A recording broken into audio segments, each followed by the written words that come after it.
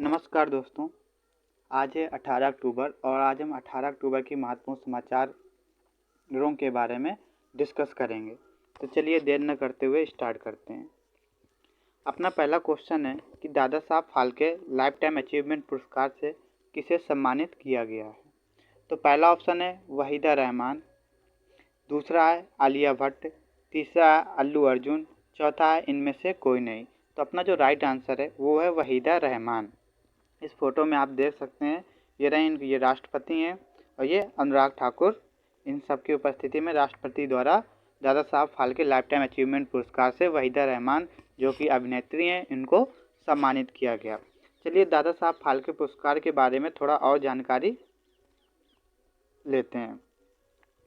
तो जो दादा साहब फाल्के पुरस्कार की जो शुरुआत है ये 1969 में हुई थी। कब हुई थी? 1969 में हुई थी। और पहली बार किसको दिया गया था? जो पहली बार था वो देविका रानी को प्रदान किया गया था। ओके, तो आपको ये याद रखना कि दादा साहब फाल्के पुरस्कार की जो शुरुआत है 1969 में हुई थी और जब पहली बार प्रदान किया गया था वो अभिनेत्री देविका रानी को प्रदान किया गया था। ये दादा साहब फाल्के कौन थे इनके बारे में भी थोड़ा जानते हैं। ओके, तो दादा साहब फाल्के को भारतीय सिनेमा का पितामह कहा जाता है, वर्तमान समय पे के नाम से भी जाना जाता है। तथा इन्होंने इनकी पहली फिल्म थी वो 1913 में बनाई थी, राजा हरिश्चंद्र फिल्म बनाए थे। ओके, इनकी पहली फिल्म थी। चलिए और भी अभी नेशनल अवार्ड भी राष्ट्रपति द्वारा प्रदान किए गए। ओके, तो इनके बारे में भी देख सकते हैं कौन किस मूवी को मिला। ओके, आप देख सकते हैं कि जो अपना पहला बेस्ट एक्ट्रेस का नेशनल अवार्ड किसको मिला है, तो ये आलिया भट्ट को मिला है। आप सभी लोगों ने इनकी मूवी देखी होगी गंगूबाई काठियावाड़ी। तो उन्होंने इस मूवी में जो भूमिका निभाई थी एक्ट्रेस की, तो इस मूवी की एक्टिंग पे इनको बेस्ट एक्ट्रेस का नेशनल अवार्ड दिया गया है। अब अगला देखते हैं, बेस्ट एक्टर का नेशनल अवार्ड जो है अल्लू अर्जुन को दिया गया है। ये याद रखिएगा कि साउथ एक्टर में ऐसे पहले एक्टर हैं जिनको नेशनल अवार्ड दिया गया है। ओके, और किसी भी साउथ एक्टर को नहीं दिया गया, अल्लू अर्जुन ऐसे पहले एक्टर हैं, तो ये याद रखिएगा। अगला है हमारा सर्वश्रेष्ठ फीचर फिल्म का पुरस्कार किसको दिया गया है, तो ये rocketry the Nambi effect film को सर्वश्रेष्ठ फीचर पुरस्कार प्रदान किया गया है। अब अगला देखते हैं, संपूर्ण मनोरंजन प्रदान करने वाली लोकप्रिय फिल्म का पुरस्कार किस फिल्म को मिला है, तो वो RRR है। ओके, इसमें आपने देखा होगा नाटू नाटू सॉन्ग था, नाटू नाटू सॉन्ग। आप इसमें अब ये आप कमेंट में बताइए कि नाटू नाटू सॉन्ग को कौन सा अवार्ड दिया गया था। ओके, अब अगला पॉइंट है हमारा, राष्ट्रीय एकता पर सर्वश्रेष्ठ फिल्म का पुरस्कार किस फिल्म को दिया गया है, तो वो है कश्मीर फाइल्स। तो ये कुछ पॉइंट्स वाले भी याद रखने हमको। बेस्ट एक्ट्रेस का अवार्ड आलिया भट्ट किस मूवी के उसमें मिला, गंगूबाई काठियावाड़ी के उसमें। बेस्ट एक्टर का अवार्ड जो अल्लू अर्जुन को मिला है और जो साउथ इंडस्ट्री के ऐसे प्रथम एक्टर हैं जिनको बेस्ट एक्टर का नेशनल अवार्ड दिया गया है। और ये सर्वश्रेष्ठ फीचर फिल्म का पुरस्कार जो है रॉकेटरी द नंबी इफेक्ट को दिया गया है। अगला संपूर्ण मनोरंजन प्रदान करने वाली लोकप्रिय फिल्म का जो पुरस्कार है RRR को दिया गया है। और ये क्वेश्चन आपके लिए कि नाटू नाटू जो सॉन्ग था इसको कौन सा पुरस्कार प्रदान किया गया था। अगला हमारा राष्ट्रीय एकता पर सर्वश्रेष्ठ फिल्म का पुरस्कार ये कश्मीर फाइल्स को दिया गया है। तो चलिए अपने कुछ और भी क्वेश्चन है उनको देखते हैं। ओके, हाँ, तो अगला क्वेश्चन है हमारा, अपना चंद्रयान पोर्टल किसके द्वारा ये लॉन्च किया गया है और कहाँ लॉन्च किया गया है ये बताइए। पहला ऑप्शन है अमित शाह, दूसरा है धर्मेंद्र प्रधान, तीसरा है S सोमनाथ, चौथा इनमें से कोई नहीं। तो राइट आंसर है धर्मेंद्र प्रधान द्वारा। क्योंकि अपना चंद्रयान पोर्टल है तो आप ये समझ ही गए होंगे कि ये पोर्टल जो है चंद्रयान जो भारत द्वारा लॉन्च किया गया है, ओके, ये उसी से संबंधित होगा। ओके, सफलतापूर्वक पहुँच भी गया है चांद तक, ये उससे संबंधित होगा। इसको धर्मेंद्र प्रधान ने दिल्ली के एक स्कूल पे लॉन्च किया है, दिल्ली में लॉन्च किया गया है। इसके बारे में थोड़ा और जानते हैं। ओके, ये क्यों लॉन्च किया गया है, इसके बाद इससे क्या क्या जानकारी मिलेंगी छात्रों को। तो ये अपना चंद्रयान पोर्टल जो है धर्मेंद्र प्रधान द्वारा नई दिल्ली के एक स्कूल में लॉन्च किया गया है। और जो मिशन चंद्रयान 3 था इसकी गतिविधि आधारित सहायता सामग्री के लिए तथा इसमें वैज्ञानिक तकनीकी और सामाजिक पहलुओं के साथ साथ शामिल वैज्ञानिकों की भावात्मक यात्रा और टीम के बारे में भी बताया गया है कि जब वैज्ञानिक इस चीज़ में काम कर रहे थे उनकी क्या सोच रहती थी, कैसे किस चीज़ को डेवलप करें, इन सब चीज़ों के बारे में। और अभी एक इंडिया स्किल्स 2023-24 का शुभारंभ हुआ है। ये भी धर्मेंद्र प्रधान ने के द्वारा ही किया गया है। किसके द्वारा?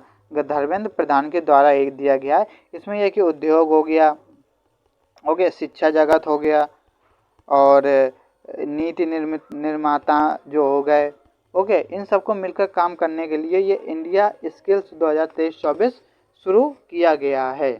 तो चलिए अब अपना आगे देखते हैं।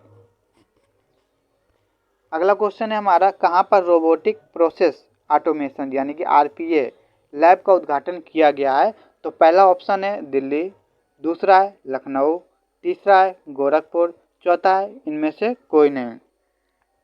तो इसमें जो राइट आंसर है वो है गोरखपुर में रोबोटिक प्रोसेस ऑटोमेशन यानी आरपीए लैब का उद्घाटन किया गया है। ये किस लिए किया गया? इसका जो मुख्य उद्देश्य है लोगों को कौशल प्रदान करना तथा रोजगार की नई नई तकनीक को विकसित करना है। लोगों को सिखाया जाएगा क्या कैसे करें क्या नहीं करें, और इससे क्या होगा कि और नई नई तकनीकों को भविष्य में विकसित करना है कि हम इस फील्ड में भी रोजगार दे सकते हैं, इस फील्ड में भी। इन सब चीज़ों के लिए आरपीए लैब का उद्घाटन किया गया है। तो चलिए आगे देखते हैं। अगला हमारा आयुर्वेद दिवस कब मनाया जाता है? तो ये पहला ऑप्शन है अपना 11 नवंबर, दूसरा 17 अक्टूबर, तीसरा 18 अक्टूबर, चौथा इनमें से कौन है? आप जब आंसर बताऊंगा आपको तो आपको लगेगा ये क्वेश्चन फालतू, ये फालतू नहीं है, इसको अभी से याद कर लीजिए। विश्व जो आयुर्वेद दिवस है ये 11 नवंबर को मनाया जाता है। इसको 100 देश मनाएंगे इस बार। कितने? 100 देश। ये कोई भी दिवस मनाया जाता है उसकी थीम से लेकर के कैसे इसको सेलिब्रेट किया जाएगा, कैसे मनाया जाएगा, उसकी प्लानिंग पहले से होती है। सब प्री प्लान के आधार पर ही किया जाता है। तो इसमें अभी से इसकी तैयारियां शुरू हो गई। इसको 100 देश मनाएंगे, और जो इसकी थीम है इसको अभी से आप लोग याद कर लीजिए तो आगे ये आपको पढ़ा हुआ लगेगा। जो इसकी थीम है one health one Ayurveda.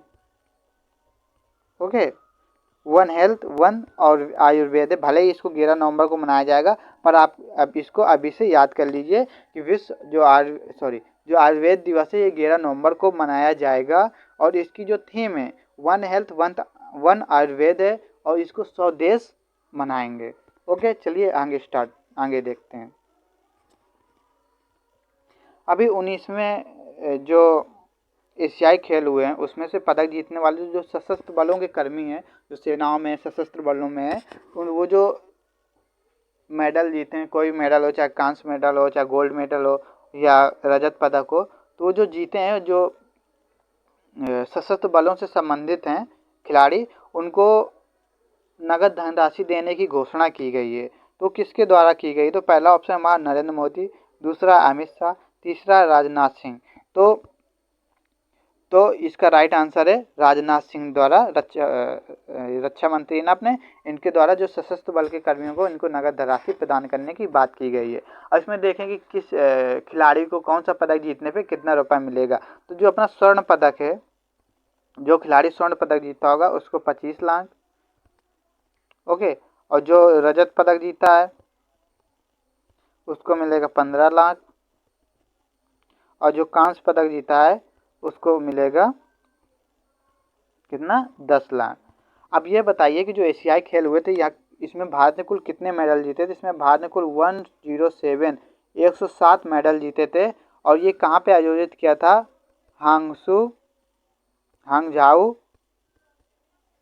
Hangzhou चीन में।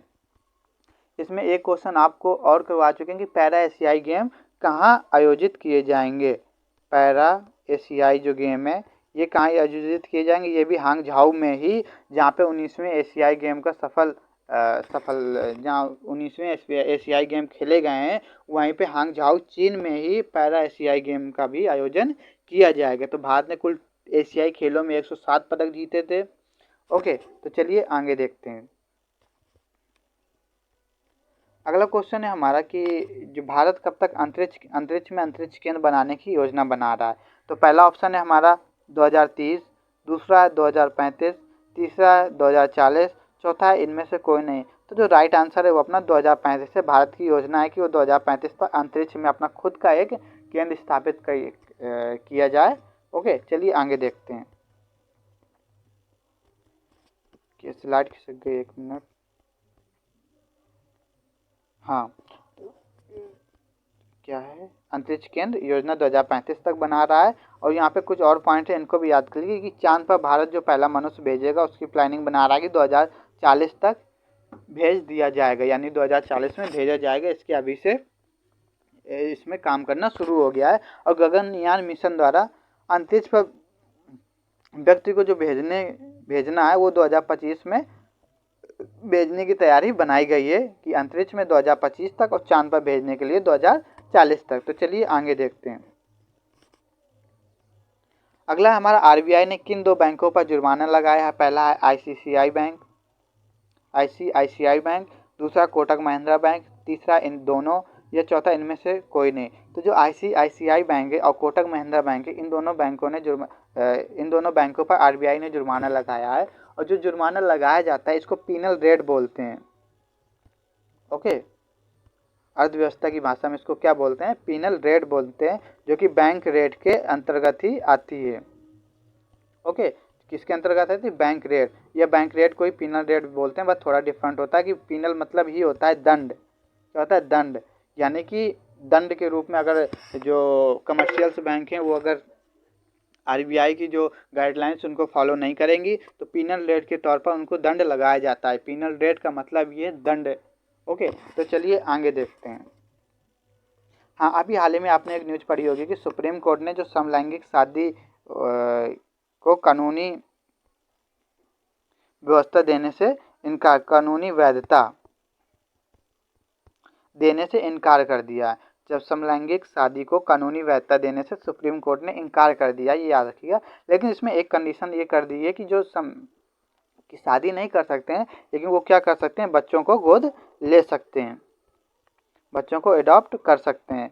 तो आप लोग याद रखिएगा कि भले ही समलैंगिक शादी को कानूनी वैधता सुप्रीम कोर्ट द्वारा नहीं दी गई है, लेकिन एक स्टेटमेंट में ये कहा गया सुप्रीम कोर्ट द्वारा कि वो बच्चों को अडॉप्ट कर सकते हैं।